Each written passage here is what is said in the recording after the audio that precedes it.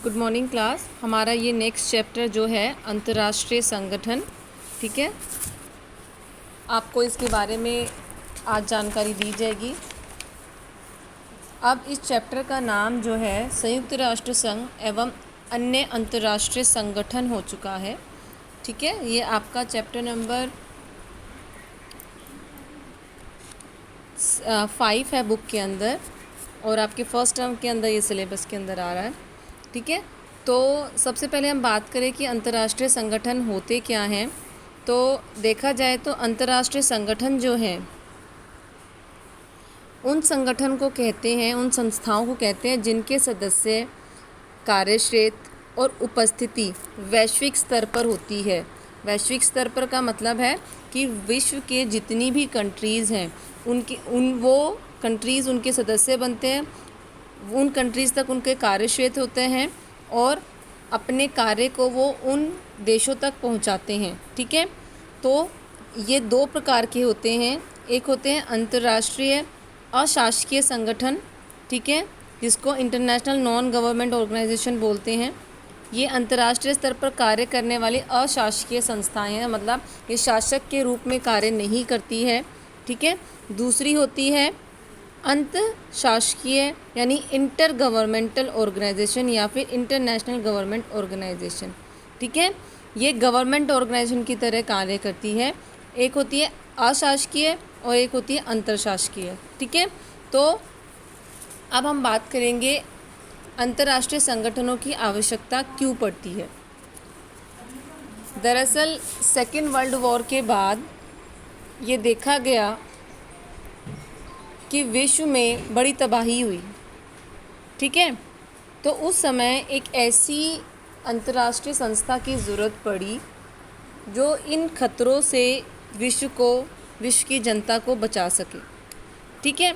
हालांकि इससे पहले भी फर्स्ट वर्ल्ड वॉर के बाद भी एक अंतर्राष्ट्रीय संगठन बनाया गया, लेकिन वो कामयाब नहीं हो पाया, ठीक है। तो नॉर्मल रूप से अगर देखा जाए, अगर हम बात करें कि किसी भी प्रकार के अंतर्राष्ट्रीय संगठन की क्यों आवश्यकता होती है, तो उसका रीज़न क्या है कि विश्व स्तर पर या विश्व में इस प्रकार की स्थिति बनी रहे जिसमें राष्ट्र यानी अलग अलग देश और समुदाय इनके बीच में जो है आपस में निर्भरता, यानी हर चीज़ को लेकर आर्थिक निर्भरता, सांस्कृतिक निर्भरता, सैन्य निर्भरता, ठीक है, ये निर्भरता बढ़ जाए और अंतर्राष्ट्रीय संगठन जो हैं वर्तमान की राजनीति में एक महत्वपूर्ण हिस्सा अदा करें। यानी कोई भी देश अपनी नीतियों को, अपनी घरेलू नीति हो या विदेश नीति हो, इनको डिसाइड करते वक्त इन अंतर्राष्ट्रीय संगठनों का ध्यान रखें। अंतर्राष्ट्रीय संगठनों का ध्यान रखें का मतलब है कि अंतर्राष्ट्रीय स्तर पर जो चीज़ें चल रही हैं उनका ध्यान रखें, ठीक है। दूसरे देश में किसी चीज़ को लेके क्या पॉलिसीज़ अपनाई जा रही है, आर्थिक क्षेत्र को उभार के लिए क्या पॉलिसीज़ अपनाई जा रही है, सैन्य क्षेत्र को लेकर क्या पॉलिसीज़ अपनाई जा रही है, या फिर राजनीति को लेकर कि वहाँ पे लोकतांत्रिक व्यवस्था ज़्यादा सही है या फिर तानाशाही ज़्यादा सही है, या फिर कम्युनिज़्म साम्यवाद को बढ़ावा दे, पूंजीवाद की व्यवस्था को अपनाए। ये चीज़ कोई देश किस प्रकार से तय करता है जब वह अंतर्राष्ट्रीय स्तर पर इस चीज़ों को देखता है। तो अंतर्राष्ट्रीय संगठन यही चाहता है कि देशों की आपस में निर्भरता बढ़े, ठीक है। एक ऐसा संगठन हो जहाँ पे वर्ल्ड के सारे देश सदस्य हो और इन अंतर्राष्ट्रीय संगठन के सदस्य होने के नाते उनमें आपस में मेलजोल बढ़े, आपस में चीज़ों को सॉल्व करने की ताकतें आए, वो एक दूसरे पर निर्भर बने, ठीक है। यानी एक दूसरे के साथ एक सहभागिता का रिश्ता निभाए, ठीक है। तो अंतर्राष्ट्रीय संगठन की आवश्यकता पहला है विश्व में शांति और सुरक्षा की स्थापना करने के लिए। जैसे मैंने आपको बताया, अगर एक संगठन के हिस्से होंगे तो अगर बीच में कोई मनमुटाव भी है कोई भी दो कंट्रीज़ के बीच में, जैसे अगर भारत है और पाकिस्तान है, ठीक है, या भारत श्रीलंका, भारत बांग्लादेश, ठीक है, या फिर उत्तरी कोरिया या अमेरिका, ठीक है, या चाइना अमेरिका के बीच में, भारत और चाइना के बीच में अगर कोई भी किसी भी प्रकार का विवाद है, तो अगर वो किसी एक अंतर्राष्ट्रीय संगठन के हिस्सा है तो उस संगठन की मर्यादा का ध्यान रखते हुए वो कोशिश करेंगे अपने मनमुटावों को सुलझाने की कोशिश करें। उस संगठन में अन्य देशों के जो सदस्य हैं, जो राष्ट्राध्यक्ष हैं, वो कोशिश करेंगे कि किसी भी देश के विवादों को, मनमुटावों को सुलझाने के लिए शांतिपूर्ण हल निकालें, ये ना हो कि एक दूसरे पर अटैक करें। ठीक है। दूसरा है विश्व समुदाय में सहयोग बढ़ाना। मैंने जैसे पहले बोला, आर्थिक क्षेत्र में लाइक व्यापार कर रहे हैं, ठीक है, सैन्य क्षेत्र में या फिर टेक्नोलॉजी के क्षेत्र में, अगर किसी देश के पास टेक्नोलॉजी में कमी है या किसी देश के पास प्राकृतिक संसाधनों की कमी है, किसी देश में शिक्षा का स्तर ऊंचा नहीं है, स्वास्थ्य का स्तर ऊंचा नहीं है, इंफ्रास्ट्रक्चर का स्तर ऊंचा नहीं है, तो आपस में देश जो है कोऑर्डिनेट करके एक दूसरे को सहयोग कर सकते हैं। ठीक है। वैश्विक चुनौतियों का सामना, जैसे कि कोई भी जलवायु परिवर्तन हो गया, ग्लोबल वार्मिंग हो गई, गरीबी हो गई, भुखमरी हो गई, आतंकवाद हो गया, मानवाधिकारों की रक्षा हो गया, और अभी आपने से कोरोना देखा। ठीक है। या कोई भी बर्ड फ्लू, स्वाइन फ्लू जैसी बीमारियां आप देखते हैं, तो इससे क्या होता है, वैश्विक चुनौतियों को ये इनका जो है समाधान करने की आपस में कोशिश करते हैं। ठीक है। परमाणु सुरक्षा, परमाणु जैसे मैंने पहले भी बताया है, परमाणु का इस्तेमाल ज़रूरी नहीं हथियारों के लिए किया जाए। इन परमाणु का प्रयोग जो है कृषि के क्षेत्र में, उद्योगों के क्षेत्र में, मेडिकल फील्ड में किया जाता है। तो परमाणु सुरक्षा भी होनी चाहिए। ठीक है। सिर्फ हथियारों के अलावा भी इन चीज़ों का उपयोग की जाना चाहिए। वैश्वीकरण की आवश्यकता, क्योंकि वैश्वीकरण का युग है, देश जो है एक दूसरे पर निर्भर है, तो ज़रूरी है कि वो एक दूसरे से कनेक्टेड रहें। और कैसे कनेक्टेड रहेंगे, किसी भी अंतर्राष्ट्रीय संगठन का जब वो हिस्सा बनेंगे। छोटे व गरीब राष्ट्रों के हितों की रक्षा के लिए बिल्कुल सही है, क्योंकि बड़े राष्ट्र यूं ही किसी छोटे राष्ट्र पर अटैक ना कर दें। ठीक है। तो उस समय छोटे राष्ट्र की जो हेल्प या फिर उनको एक सुरक्षा कवच प्रदान करता है, वो एक अंतर्राष्ट्रीय संगठन है, जहाँ पर वो किसी भी प्रकार की, अगर बड़ा कोई राष्ट्र उनके ऊपर अटैक करता है, तो उसके अगेंस्ट जो है वो कार्यवाही की बात कर सकते हैं। साथ ही साथ उनको अगर किसी भी प्रकार की मदद की ज़रूरत होती है, आर्थिक क्षेत्र में, शिक्षा के क्षेत्र में, टेक्नोलॉजी के क्षेत्र में, इंफ्रास्ट्रक्चर के क्षेत्र में, तो वो इन अंतर्राष्ट्रीय संगठनों से हेल्प ले सकते हैं, या फिर इन अंतर्राष्ट्रीय संगठनों के अंदर मौजूद जो सदस्य देश हैं, उनसे वो आपस में कोई भी ग्रुप बना के हेल्प ले सकते हैं। तो अब अंतर्राष्ट्रीय संगठन की बात करें, अभी प्रेजेंट में जो हमारा अंतर्राष्ट्रीय संगठन है वो है संयुक्त राष्ट्र संघ। ठीक है। इससे पहले फर्स्ट वर्ल्ड वॉर के बाद LON यानी लीग ऑफ नेशन की शुरुआत हुई थी। ये लीग ऑफ नेशन भी एक अंतर्राष्ट्रीय संगठन रहा था। ठीक है। जिसका मकसद यही था कि आगे आने वाली पीढ़ी को, आगे आने वाले भविष्य को वर्ल्ड वॉर से बचाया जाए या फिर विश्व युद्ध से बचाया जा सके। ठीक है। लेकिन हालांकि वो कामयाब नहीं हो पाया और सेकेंड वर्ल्ड वॉर हो जाती है। ठीक है। तो सेकेंड वर्ल्ड वॉर के बाद संयुक्त राष्ट्र संघ का जन्म होता है या फिर उसकी स्थापना होती है। ठीक है। ये जो आपको दिख रहा है, ये संयुक्त राष्ट्र संघ का ध्वज है, जिसमें जो आपको ये 2 लीव्स दिखाई दे रही हैं, ऑलिव लीव्स हैं। अंदर सर्कल में आपको वर्ल्ड का मैप दिखाई दे रहा है। ऑलिव लीव्स जो है वो शांति का प्रतीक होती हैं। तो ये अंतर्राष्ट्रीय संगठन जो हमारा UNO है, यूनाइटेड नेशन ऑर्गेनाइजेशन, यानी संयुक्त राष्ट्र संघ, उसका ये ध्वज है। ठीक है। तो इस ध्वज को 1947 में अंगीकृत किया गया। ठीक है। इसके बैकग्राउंड में नीले रंग की पृष्ठभूमि है। ठीक है। वाइट कलर से वृत्ताकार मानचित्र है। ठीक है। और इसको जैतून, मैंने पहले बोला, ऑलिव लीव्स के द्वारा घिरा हुआ दिखाया गया। ऑलिव लीव्स जो है वो शांति का प्रतीक होती है। अब संयुक्त राष्ट्र संघ की आधिकारिक भाषाओं की अगर हम बात करें, तो यहाँ पर जो कार्य होता है, जो रिटर्न में कार्य होता है, वो कौन कौन सी भाषा में होता है, वो रूसी, स्पेनिश, फ्रेंच, अरबी, चीनी और इंग्लिश, यानी ये इसकी आधिकारिक भाषाएं हैं। और जो कार्यकारी काम होता है, जो ऑफिस वर्क होता है, वो केवल अंग्रेज़ी और फ्रेंच में होता है। ठीक है। यानी जो ऑफिस वर्क होता है। वैसे यहाँ की आधिकारिक भाषाएं जो है 6 हैं, रूसी, स्पेनिश, फ्रेंच, अरबी, चीनी और इंग्लिश। ठीक है। हम नीचे आते हैं।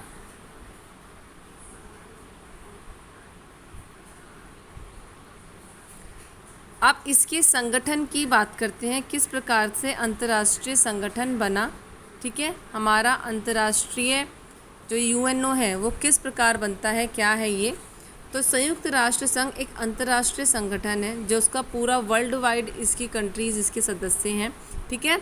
इसका उद्देश्य क्या है? इसका उद्देश्य है अंतर्राष्ट्रीय कानूनों को सुविधा बनाने, आपस में देशों के सहयोग करने, जैसे मैंने आपको पहले ही बता दिया, आपस की सुरक्षा, आपस के आर्थिक विकास, आपस की सामाजिक प्रगति, मानवाधिकार और विश्व शांति के लिए कार्य करना है, ठीक है। इसकी स्थापना 24 अक्टूबर, मेन इंपॉर्टेंट है, 24 अक्टूबर 1945 को होती है, ठीक है। और जब इसकी स्थापना होती है, इस पर केवल उस समय 50 देश हस्ताक्षर करते हैं, ठीक है। अब ये बनाया किसने?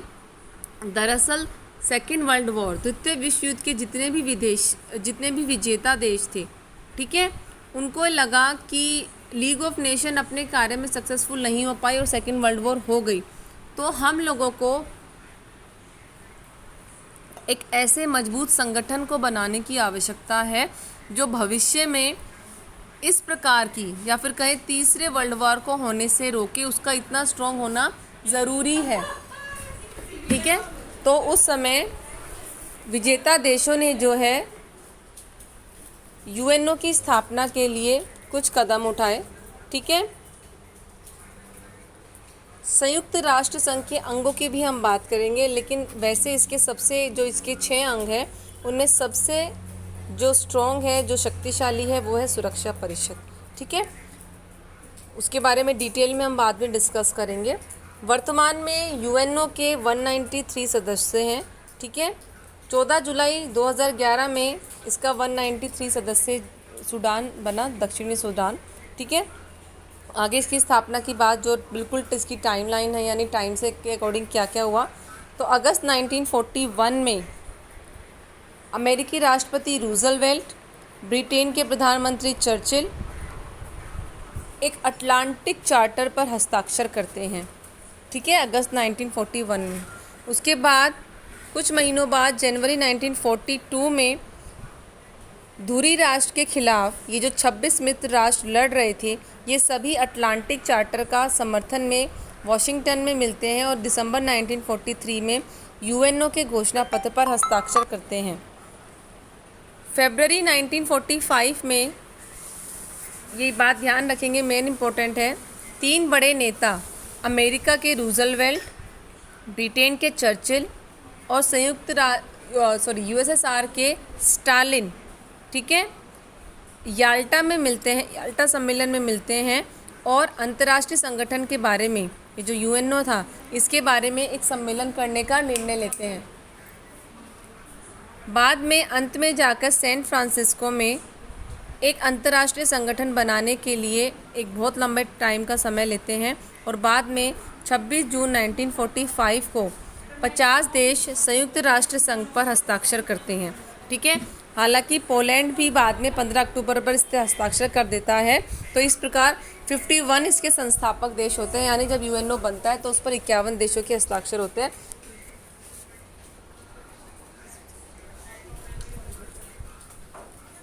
और 24 अक्टूबर 1945 को, क्योंकि चार्टर पहले बन गया, हस्ताक्षर कर दिए, और इसका स्थापना दिवस से अगर बात करें तो 24 अक्टूबर 1945 को संयुक्त राष्ट्र संघ की स्थापना दिवस माना जाता है। उस दिन संयुक्त राष्ट्र संघ का दिवस मनाया जाता है, ठीक है। 30 अक्टूबर 1945 को भारत यूएनओ में शामिल हो जाता है। यानी शुरू में ये जो चीज़ की शुरुआत रूजवेल्ट और चर्चिल ने की थी, बाद में धीरे धीरे फरवरी 1945 में उस समय के 3 बड़े नेता चर्चिल, रूजवेल्ट और स्टालिन, ठीक है, वो अंतर्राष्ट्रीय संगठन के बारे में सम्मेलन करते हैं, उसको आगे बढ़ाने की कोशिश करते हैं। और 26 जून 1945 को शुरू में 50 देश और बाद में पोलैंड को मिलाकर 51 देश इसमें शामिल हो जाते हैं, हस्ताक्षर करते हैं। और फाइनली 24 अक्टूबर 1945 को संयुक्त राष्ट्र संघ के स्थापना दिवस के रूप में हम मनाते हैं, ठीक है। इसके मुख्यालय की बात करें तो जो इसका हेड क्वार्टर है,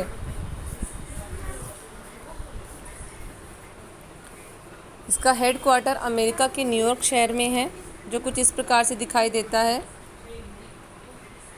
ठीक है। ये $85 लाख के लिए खरीदी भू संपत्ति पर स्थापित है, ठीक है। और इस इमारत की स्थापना का प्रबंध जो है इंटरनेशनल जो आर्किटेक्ट होते हैं उनके द्वारा ये बनाया गया है। तो इसके कुछ फीचर्स यही है कि न्यूयॉर्क शहर में है, ठीक है। 14 दिसंबर 1946 को संयुक्त राष्ट्र संघ ने अपना मुख्यालय ये अपना मत रखा कि इसको उसमें यूएसए में होना चाहिए, ठीक है। ये न्यूयॉर्क के ईस्ट नदी किनारे पर 7 हेक्टेयर भूमि पे है, ठीक है। न्यूयॉर्क के लोग आइसलैंड में लेक सक्सेस पर अस्थायी मुख्यालय इसका बना हुआ है, ठीक है। 10 जनवरी 1946 को लंदन में महासभा का जो प्रथम सत्र है वो यहीं पर आयोजित हुआ। महासभा जो है वो संयुक्त राष्ट्र संघ का ही एक अंग है, ठीक है। अब जो किसी अंतर्राष्ट्रीय संगठन के उद्देश्य होते हैं वही उद्देश्य संयुक्त राष्ट्र के भी हैं, ठीक है। जैसे शांति स्थापित करना, सामूहिक सुरक्षा के सिद्धांत पर ये कार्य करता है कि अगर एक कंट्री ने दूसरी कंट्री के ऊपर अटैक किया तो बाकी सारी कंट्रीज़ उस कंट्री के यानी आक्रामक कंट्री के अगेंस्ट हो जाएगी। अंतर्राष्ट्रीय विवादों का समाधान शांतिपूर्ण तरीके, जैसे मैंने पहले ही बताया कि किसी भी अंतर्राष्ट्रीय संगठन की आवश्यकता क्यों होती है, उन्हीं को फॉलो किया है संयुक्त राष्ट्र संघ ने भी और वही उसके उद्देश्य हैं, ठीक है। सभी राष्ट्रों को आत्मनिर्णय लेने का अधिकार है, यानी उनको अपने फैसले खुद लेने का अधिकार है, ठीक है। उपनिवेशवाद से मुक्त होकर स्वतंत्र रहने का अधिकार है, यानी जो पहले जो है साम्राज्यवाद या उपनिवेशवाद की नीति ब्रिटेन, फ्रांस, इटली जैसे देश अपनाते थे और दूसरे देशों को पर जाकर वहाँ पर उनको अपना उपनिवेश बना लेते थे। जैसे ब्रिटेन ने भी भारत को एक लंबे समय तक अपना उपनिवेश बना के रखा, भारत, श्रीलंका, ठीक है। तो उस चीज़ को ख़त्म करने की बात करता है और कहता है कि स्वतंत्र होने का अधिकार हर देश को है। यूएनओ सदस्य राष्ट्रों के मध्य सामाजिक, आर्थिक, सांस्कृतिक और मानवीय क्षेत्र के सहयोग को बढ़ाता है, ठीक है। और अंतर्राष्ट्रीय स्तर पर जो भी संधि, जो भी कानून होता है उनको कोशिश करता है कि सम्मान पूर्वक लागू करवाया जाए, यानी ये कोशिश करता है कि जो अंतर्राष्ट्रीय संधियां दो देशों के या दो से ज़्यादा देशों के बीच में हुई है किसी भी विवाद को लेकर, उनको वो माने। जो अंतर्राष्ट्रीय कानून है जैसे मानव अधिकारों को लेकर या अन्य किसी बातों को लेकर, वो लोग जो है माने, उसका सम्मान करें। हालांकि ये बाध्यकारी संस्था नहीं है, ठीक है, लेकिन लोग एक अंतर्राष्ट्रीय संगठन होने के नाते इसकी बात जो है एज अ रिस्पेक्ट उनको माननी चाहिए, ठीक है। इन 4 उद्देश्य के अलावा संयुक्त राष्ट्र संघ के अन्य भी कुछ उद्देश्य, जिसमें निशस्त्रीकरण और नई अंतर्राष्ट्रीय व्यवस्था की स्थापना, ठीक है, जिसको न्यू भी बोला गया था, NIEO, ठीक है, जो आपने फर्स्ट चैप्टर में हमारे पढ़ चुके हैं। उसके बाद इसके सिद्धांत, ये इसकी चार्टर की धारा 2 में है और जो इसके उद्देश्य है वो इसकी चार्टर की धारा 1 में है, ठीक है। तो सिद्धांत भी इससे मिलते जुलते मिलेंगे कि सभी राष्ट्रों का सम्मान करना है, संप्रभुता का सम्मान करना है। संप्रभुता का मतलब किसी देश को उसके ऊपर अटैक नहीं करना, हर देश को अपने आंतरिक और बाह्य मामलों को फैसला लेने का अधिकार खुद होना चाहिए, ठीक है। इसमें अपने ये बोला गया है कि सभी सदस्य राष्ट्र अपने दायित्वों का पूरी तरह निष्ठापूर्वक निर्वाह करेंगे, अंतर्राष्ट्रीय विवादों का निपटारा शांतिपूर्ण ढंग से करेंगे। वही है जो उद्देश्य है, उसी को जो है सिद्धांत के रूप में कन्वर्ट किया गया है। सदस्य द्वारा यूएनओ के संघ के द्वारा जो उद्देश्य है उसके विपरीत आचरण नहीं करने की सलाह दी गई है और साथ ही साथ ये बोला गया है कि कोई भी देश किसी देश के घरेलू मामलों में हस्तक्षेप नहीं करेगा, यानी जो ऊपर बोला गया है कि उसको स्वतंत्र रहने का मौका मिलेगा, ठीक है, उसके आंतरिक मामलों में हस्तक्षेप नहीं किया जाएगा। ये संयुक्त राष्ट्र संघ के उद्देश्य हैं। आगे इसके अंग की बात करते हैं हम लोग। जैसे मैंने पहले बताया कि संयुक्त राष्ट्र संघ के जो हैं 6 अंग हैं: सुरक्षा परिषद, सचिवालय, अंतर्राष्ट्रीय न्यायालय, महासभा, आर्थिक और सामाजिक परिषद और न्यासित परिषद, जिसको ट्रस्टशिप काउंसिल बोलते हैं। वो हालांकि अब समाप्त हो चुकी है, शुरू में इसके 6 सदस्य थे। तो अब फर्स्ट सुरक्षा परिषद, इसका ये समराइज रूप है, इसको डिटेल में भी हम पढ़ेंगे। इसमें से सदस्य संख्या है वो 5 परमानेंट और 10 जो है टेम्परेरी मेंबर्स हैं। इसका मुख्यालय न्यूयॉर्क में है और इसका कार्य है शांति से सुरक्षा से संबंधित है। आपको नाम से पता चल रहा है, शांति और सुरक्षा कायम करना, ठीक है। दूसरा है महासभा, इसके 193 सदस्य हैं। इसका मुख्यालय भी न्यूयॉर्क में है। उसका क्या कार्य है? सदस्य प्रवेश, निलंबन, बजट पारित करना, ठीक है। ट्रस्टशिप काउंसिल जो अब ख़त्म हो चुकी है, जिसको न्यासिता परिषद भी बोलते हैं, इसकी 14 सदस्य संख्या थी। इसका हेडक्वार्टर भी न्यूयॉर्क में था। इसका क्या कार्य था कि उन क्षेत्रों को सामाजिक और आर्थिक उन्नति के प्रति ध्यान देना, ठीक है, जो पिछड़े हुए हैं, जो अभी अभी नव स्वतंत्र हुए हैं, ठीक है। तो पलाऊ जब 1994 में स्वतंत्र हो चुका था, उतना कैपेबल हो चुका था कि अपने देश की शासन व्यवस्था खुद वो कर सके, किसी और के ऊपर उसको एज अ ट्रस्ट करने के लिए, एज अ उसको ट्रस्टी, किसी और देश को उसका ट्रस्टी बनाने की ज़रूरत नहीं है। तो 1994 में पलाऊ के स्वतंत्र होने के बाद इस अंग को जो है वो स्थगित कर दिया गया। उसके बाद है सामाजिक और आर्थिक परिषद। इसके 57 सदस्य हैं और न्यूयॉर्क में इसका हेडक्वार्टर है। इसका मेन कार्य जैसे आर्थिक है तो आर्थिक और सामाजिक, शिक्षा, स्वास्थ्य पर विचार करना और महासभा को अपनी रिपोर्ट भेजना, ठीक है। इसके अलावा अंतर्राष्ट्रीय न्यायालय भी है जिसमें 15 न्यायाधीश होते हैं और अंतर्राष्ट्रीय न्यायालय का जो हेडक्वार्टर है वो हेग में है, सबसे अलग है। हेग जो है वो नीदरलैंड में है। इसका क्या कार्य है? अंतर्राष्ट्रीय न्यायालय का कार्य है कि इन देशों के पारस्परिक विवाद को, अगर कोई दिक्कत होती है, कोई पारस्परिक विवाद होता है, तो उस विवाद को और आपस के झगड़े को या सीमा विवाद को जो है उसका निपटारा करना, ठीक है। उसके अलावा सचिवालय इसके जो उसमें जो महासचिव है वह अन्य कर्मचारी इसके सदस्य होते हैं। न्यूयॉर्क में इसका हेडक्वार्टर है, ठीक है। संयुक्त राष्ट्र के जो दिन प्रतिदिन के कार्य हैं उनके संचालन में महत्वपूर्ण भूमिका निभाता है, ठीक है। आगे हम चलते हैं, एक एक करके संयुक्त राष्ट्र संघ के अंगों की बात करेंगे। तो सबसे पहला अंग है महासभा, ठीक है। तो महासभा को विश्व की संसद कहा जाता है। जैसे हमारे यहाँ संसद है, उसी प्रकार वर्ल्ड की जो संसद है वो उसको महासभा के रूप में जाना जाता है, ठीक है। संयुक्त राष्ट्र की जो विश्व संसद है या जो इसका ये विश्व अंतकरण है, ये क्या करता है? इसमें प्रत्येक देश के 5 प्रतिनिधि इसकी मीटिंग में पार्टिसिपेट करते हैं। लेकिन अगर किसी मसले पर विचार करना है या वोट देना है तो भले ही 5 लोग उपस्थित हो महासभा की मीटिंग में, लेकिन उनके वोट को सिर्फ एक ही कंसीडर किया जाता है, ठीक है। इसलिए इसको विश्व संसद भी कहते हैं क्योंकि पूरे वर्ल्ड के जो रिप्रेजेंटेटर होते हैं वो यहाँ पे आते हैं, ठीक है, सभी महत्वपूर्ण प्रश्नों पर, ठीक है। क्योंकि महासभा में जो है 2 प्रकार के विषय होते हैं, एक तो बहुत महत्वपूर्ण, ठीक है, या फिर अन्य प्रश्न, ठीक है। तो उन पर जो है अगर निर्णय लेना होता है तो निर्णय वाली प्रक्रिया जो है वो 2/3 बहुमत पर, अगर किसी भी मसले पर, लाइक किसी को न्यू एंट्री देनी है या फिर कोई विवाद के बारे में डिस्कशन करना है, ठीक है, तो उस पर जो है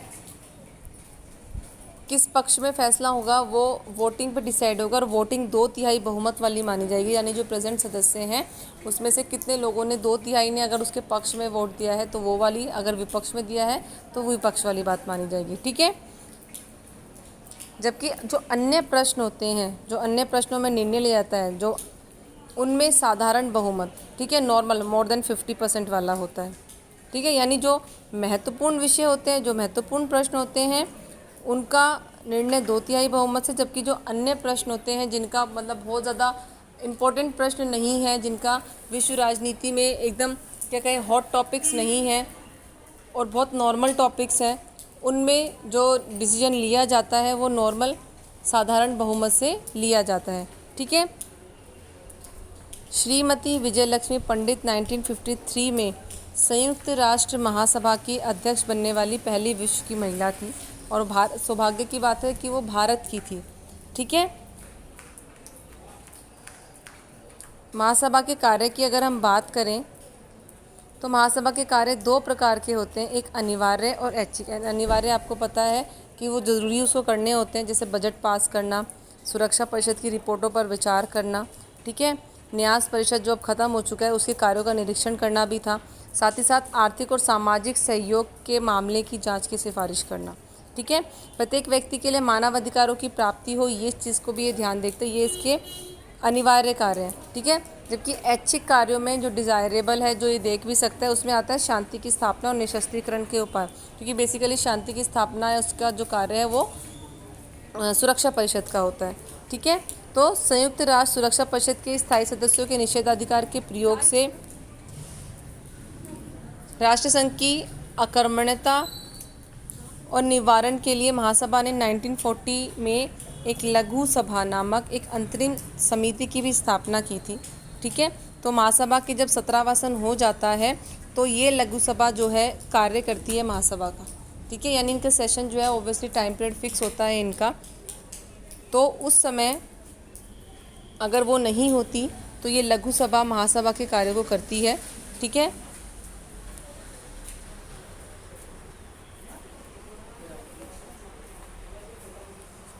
इसके अलावा महासभा द्वारा सुरक्षा परिषद के 10 स्थायी सदस्यों और सामाजिक और आर्थिक परिषद के 54 सदस्यों का निर्वाचन भी किया जाता है। हालांकि इसमें सुरक्षा परिषद का भी महत्वपूर्ण रोल रहता है। ठीक है, नेक्स्ट हमारा है सुरक्षा परिषद। सुरक्षा परिषद इसका महत्वपूर्ण और एक कार्यकारी अंग है। इसको विश्व का पुलिसमैन भी बोला जाता है। ठीक है, विश्व में शांति और सुरक्षा की जो जिम्मेदारी है वो बेसिकली सुरक्षा परिषद की है। वर्तमान में इसके 5 परमानेंट और 10 टेम्परेरी सदस्य हैं। 5 परमानेंट मेंबर्स में अमेरिका, ब्रिटेन यानी इंग्लैंड, चीन, फ्रांस और रशिया है। ठीक है, जब संयुक्त राष्ट्र संघ की कुल जो सदस्य संख्या 1965 में 11 जब बढ़ गए थे सदस्य संख्या, तो शुरू में जो सुरक्षा परिषद है उनकी संख्या 11 थी।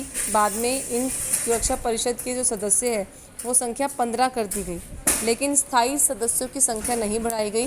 वो शुरू में भी 5 थे और ये 5 देश वही थे चीन को छोड़कर जिन्होंने सेकेंड वर्ल्ड वॉर में विजय हासिल की थी। ठीक है, और आपको पता है कि यूएसएसआर जब विघटन हुआ तो उसका उत्तराधिकारी रशिया बना, तो इसलिए सुरक्षा परिषद में उसका जो स्थान है वो रशिया ने ले लिया। ठीक है, तो अब हालांकि संख्या तो अब और भी ज़्यादा बढ़ गई है, लेकिन जो स्थायी सदस्य हैं वो अभी भी वही 5 देश हैं। ठीक है, ये वर्तमान के आपको अस्थायी सदस्य बताए हुए हैं 2019 तक। ठीक है, भारत भी सुरक्षा परिषद का अस्थायी सदस्य रह चुका है 50 से 51 में, 67 से 68 में, 72 से 73, 77 से 78, 84 से 85, 91 से 92, 11 से 12। ठीक है, ये इसमें ये रह चुका है। उसके बाद अभी तक वीटो पावर की अगर बात करें, सबसे ज़्यादा वीटो पावर का यूज़ जो है रूस ने या फिर उस समय यूएसएसआर ने 120 बार वीटो पावर का यूज़ किया है। ठीक है, जबकि अमेरिका ने 76 बार वीटो पावर का यूज़ किया है। स्थायी सदस्य के पास जो मेन क्या पावर है, वीटो पावर है। वीटो पावर का मतलब क्या है? वीटो पावर का मतलब ये है अगर किसी भी बात के रूप में डिस्कशन करना है या निर्णय लेना है, लाइक अगर किसी भी कंट्री को सदस्य बनाना है, ठीक है, अस्थाई मेंबर बनाना है या फिर उसको महासभा का या उसको एक सदस्य देश के रूप में एंट्री दिलानी है यूएनओ में, या फिर अगर किसी एक कंट्री ने दूसरी कंट्री के ऊपर अटैक कर दिया तो उस कंट्री के अगेंस्ट कार्रवाई की जानी या नहीं की जानी चाहिए, तो उस स्थिति में ये जो संयुक्त राष्ट्र संघ के जो 15 मेंबर्स हैं उस समय डिसाइड करते हैं। तो उस समय 15 में से 9 का मत होना ज़रूरी है और 9 में से 5 तो ये स्थायी सदस्यों का मत होना ज़रूरी है। अगर इन 5 में से किसी एक ने भी वीटो पावर का मतलब होता है मैं मना करता हूँ, ठीक है। अगर किसी ने भी वीटो पावर यूज़ कर लिया तो भले ही उसके पक्ष में 12 सदस्य हों और एक परमानेंट मेंबर उसके अगेंस्ट में हो तो वो चीज़ पास नहीं होती है, ठीक है। तो वो है वीटो पावर, जिसका सबसे ज़्यादा प्रयोग जो है रशिया ने 120 टाइम्स किया, अमेरिका ने 76, ब्रिटेन ने 32, फ्रांस ने 18 और चाइना ने 5 बार, ठीक है। इसके कार्य देख लीजिए। विश्व स्तर पर शांति और सुरक्षा से संबंधित जो विवाद है उनका निपटारा करना, ठीक है। विश्व स्तर पर पंचों, मध्यस्थों और अंतर्राष्ट्रीय न्यायालय द्वारा जो विवाद का निपटारा किया जा रहा है उसमें उसकी हेल्प करती है, ठीक है। अगर दोषी राष्ट्र के विरुद्ध, मान लो अगर कोई राष्ट्र दोषी है, उसने किसी और देश के ऊपर अटैक किया है, तो उसके ऊपर जो है सुरक्षा परिषद आर्थिक प्रतिबंध लगाने का निर्णय भी लेती है, ठीक है। और अगर वो तब भी नहीं मानता है तो उसके विरुद्ध सैन्य कार्रवाई भी की जाती है, ठीक है। हालांकि संयुक्त राष्ट्र संघ की अपनी कोई सेना नहीं है, जो भी इसके सदस्य देश होते हैं वो अपनी अपनी सेना जो है किसी भी शांतिपूर्ण कार्य की या कार्य के लिए ये लोग भेजते हैं, ठीक है।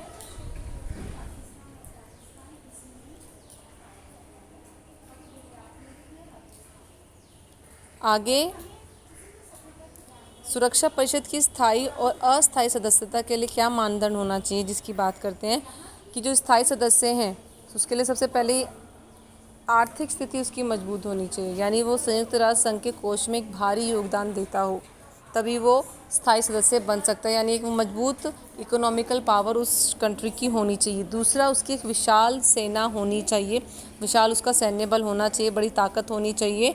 और जब भी संयुक्त राष्ट्र संघ को किसी देश की सुरक्षा के लिए सेना भेजनी पड़े तो उसके सदस्य जो हैं वो सदस्यता वाला देश जो है ज़्यादा से ज़्यादा सैन्य बल उपलब्ध करा सके। इसके अलावा अगर किसी भी देश को सुरक्षा परिषद का स्थायी और अस्थायी सदस्य बनना है, देखो स्थायी तो फिक्स है लेकिन अस्थायी जो चेंज होते रहते हैं, ठीक है, हर 2 साल बाद जो चेंज होते रहते हैं, वो किसको बेस बनाकर ये लोग अस्थायी सदस्य बनाते हैं, वो यही है कि आर्थिक स्थिति स्ट्रॉन्ग हो, सैन्य बल अच्छा हो, लोकतंत्र और मानवाधिकारों का सम्मान उस देश में होना चाहिए, ठीक है, उस देश का भौगोलिक विस्तार होना चाहिए। ऐसे ही देशों को जो है सुरक्षा परिषद में अस्थायी सदस्यों की कैटेगरी में रखा जाता है। हालांकि भारत जो है अपनी स्थायी सदस्यता के लिए डिमांड करता है क्योंकि भारत के पास ये सारी ही चीज़ें हैं और एक भारत जो है अपनी मजबूत स्थिति अंतर्राष्ट्रीय स्तर पर दर्ज कराता है।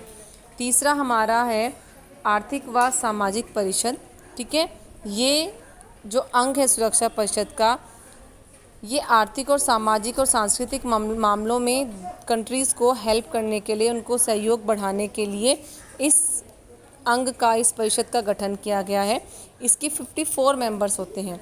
सुरक्षा परिषद के आपने देखा कि 15 मेंबर्स होते हैं। अंतर्राष्ट्रीय आर्थिक और सामाजिक परिषद के 54 सदस्य होते हैं जो 3 साल के लिए चुने जाते हैं, ठीक है, और इनका चुनाव महासभा द्वारा किया जाता है। हालांकि इसके लिए भी सुरक्षा परिषद की भी इसमें जो है थोड़ी बहुत सलाह की आवश्यकता ज़रूर होती है, ठीक है। स्थापना के समय इस परिषद की अध्यक्षता रामास्वामी मुदालियर ने की थी, ठीक है, शुरू में। अब इसके कार्य की बात करें तो सहयोग के मुद्दे पर विचार विमर्श करना कि आर्थिक और सामाजिक क्षेत्र में, जैसे मानवाधिकार का क्षेत्र हो गया या फिर आर्थिक क्षेत्र में किस प्रकार व्यापार को बढ़ाना या किसी भी अन्य जो आर्थिक रूप से हेल्प कर सके देशों की, उस किस प्रकार कार्य किया जाना चाहिए, उस पर विचार विमर्श करते हैं। सहयोग के लिए कौन कौन सी नई संस्थाओं की स्थापना की जाए, नई नई एजेंसीज़ बनाई जाए जो इनके अंडर कार्य कर सके, उनकी प्रेजेंट करता है रिपोर्ट, ठीक है। कई सारे कार्यक्रम लागू करता है, ठीक है। शैक्षणिक स्वास्थ्य चिकित्सा के क्षेत्र पर जो है अंतर्राष्ट्रीय स्तर को देखते हुए अपनी रिपोर्ट प्रस्तुत करता है। मानवाधिकारों के प्रति आदर बढ़ाने की सिफारिश करता है, ठीक है। इसके अलावा जो अभी चला गया है नंबर हमारा 4 पर जो मैं बात करूँगी न्यास परिषद की, ठीक है।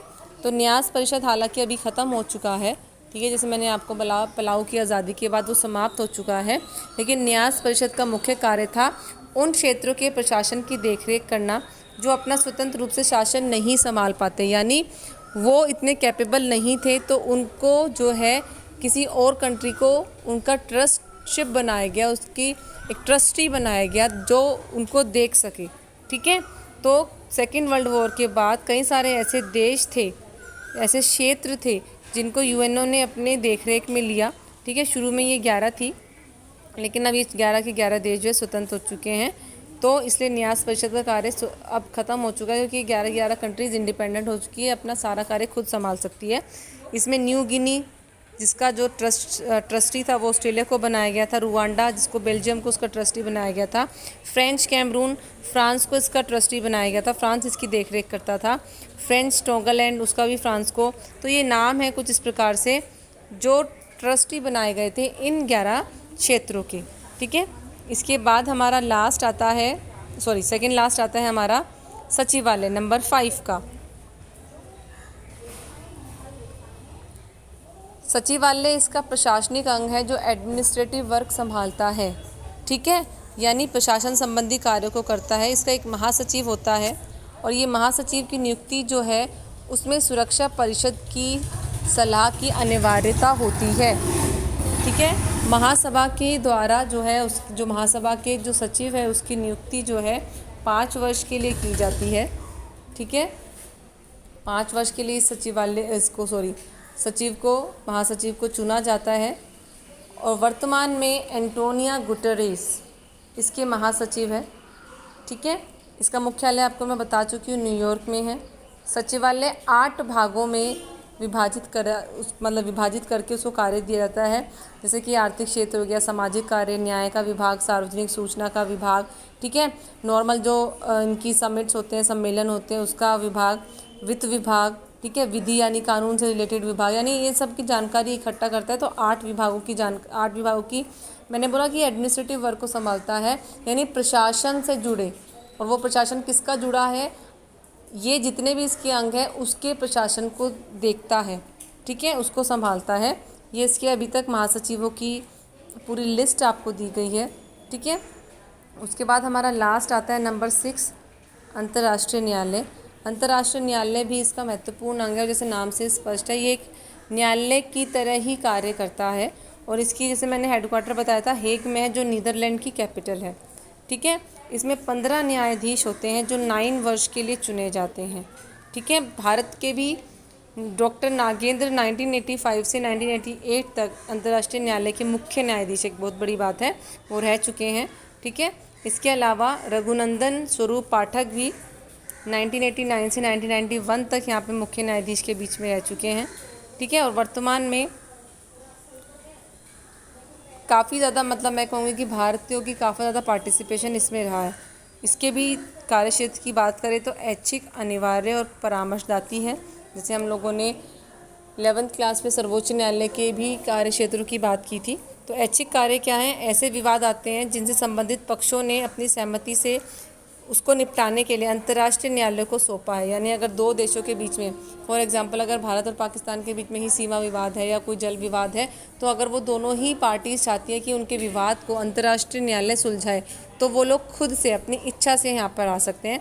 दूसरा है अनिवार्य क्षेत्राधिकार, यानी ऐसे मामले इसके अंदर आते हैं कि अगर किसी संधि की शर्तों के अनुसार कोई भी कंट्रीज़ कार्य नहीं कर रही है, ठीक है, तो शर्तों के अनुसार न्यायालय को स्वयं ये अधिकार प्राप्त हो जाता है कि उनको या फिर ये कार्य करने के लिए बोले कि आपने संधि पर हस्ताक्षर किए थे, आपको उसके अकॉर्डिंग कार्य किया जाना चाहिए। इसके अलावा अनिवार्य कार्यों में वो संयुक्त राष्ट्र संघ को भी विभिन्न विषयों पर सलाह दे सकता है। अगर संयुक्त राष्ट्र संघ को विभिन्न विषयों पर सलाह दे सकता है। ठीक है, संयुक्त राष्ट्र संघ के जितने भी अंग हैं उनको भी कुछ जो न्यायिक सलाह है वो दे सकता है।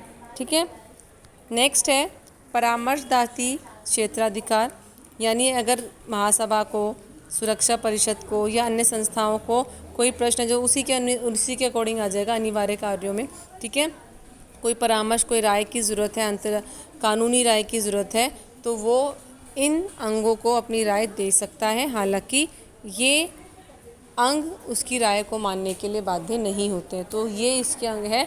अंतर्राष्ट्रीय संगठन क्या होते हैं, अंतर्राष्ट्रीय संगठन के स्थापना के उद्देश्य क्यों उनकी ज़रूरत है, ठीक है, क्यों एक अंतर्राष्ट्रीय संगठन होने की आवश्यकता है, प्रेजेंट में कौन सा एक अंतर्राष्ट्रीय संगठन है, ठीक है, ये कौन से संगठन की पूर्ववर्ती संस्था, यानी पहले जो है लीग ऑफ नेशंस थी जिसकी स्थापना पहले विश्व युद्ध के बाद हुई थी, ठीक है, ये उसी की पूर्ववर्ती संस्था कही जाएगी। ठीक है, जो वर्तमान जो यूएनओ है, जो अंतर्राष्ट्रीय संगठन है, उसकी स्थापना कब और किस प्रकार से होती है, उसका ध्वज क्या है, वो क्या संकेत देता है, वर्तमान में उसके कितने सदस्य हैं, उसका क्या उद्देश्य है, ठीक है, साथ ही उसके जो अंग हैं उनके क्या उद्देश्य हैं, ये हम लोगों ने आज पढ़ा।